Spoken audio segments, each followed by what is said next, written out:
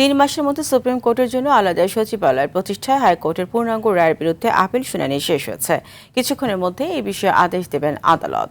সকালে প্রধান বিচারপতির নেতৃত্বাধীন 4 সদস্যের আপিল বেঞ্চ এই শুনানির শুরুতেই attorney general barrister Ruhul Quddus Kajal পৃথক সচিবালয় প্রতিষ্ঠা নিয়ে হাইকোর্টের রায়টি স্থগিত চান। এর আগে 7 এপ্রিল হাইকোর্ট 185 পৃষ্ঠার পূর্ণাঙ্গ রায় প্রকাশ করলে 21 মে রায়ের বিরুদ্ধে আপিল করে রাষ্ট্রপক্ষ। রায় অধস্তন আদালতে দায়িত্বরত ম্যাজিস্ট্রেটদের কর্মস্থল নির্ধারণ, পদোন্নতি ও ছুটি সহ শৃঙ্খলা বিধানের দায়িত্ব রাষ্ট্রপতির সংবিধানের 116 অনুচ্ছেদের এমন বিধান বাতিল করে হাইকোর্ট। ফলে এসব দায়িত্ব সুপ্রিম কোর্টের ওপর ন্যস্ত হয়।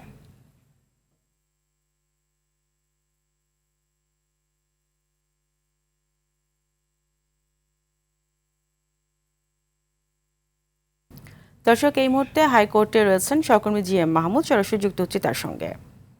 মাহমুদ, আলাদা সচিবালয় প্রতিষ্ঠার বিষয় নিয়ে সর্বশেষ কি তথ্য আছে আপনার কাছে?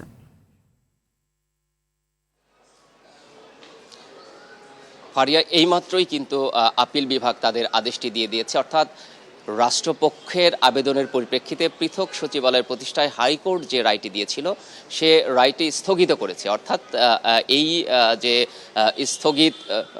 স্থগিতের আদেশ দেওয়ার ফলে এই রায়টি আর থাকলো না এবং এ বিষয়ে কিন্তু বিস্তারিত শুনানোর জন্য আগামী 16 জুন তারিখ নির্ধারণ করেছে এবং আদালত কিন্তু উভয় পক্ষকে, অর্থাৎ রাষ্ট্রপক্ষ এবং রিটকারীর পক্ষে, মানে যারা পৃথক সচিবালয়ের প্রতিষ্ঠার পক্ষে যারা আবেদন করেছিলেন, এই পক্ষকেও কিন্তু প্রস্তুত থাকতে বলা হয়েছে এবং 16 তারিখে এ বিষয়ে উভয় পক্ষের শুনানি শুনবেন আদালত, এমনটি কিন্তু জানিয়েছে।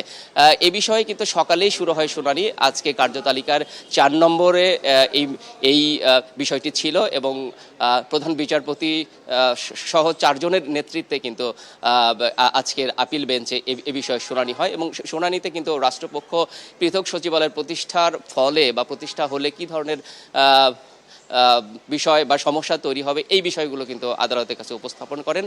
Attorney general barrister Ruhul Quddus Kajal তিনিই কিন্তু উপস্থাপন করেন এবং তিনি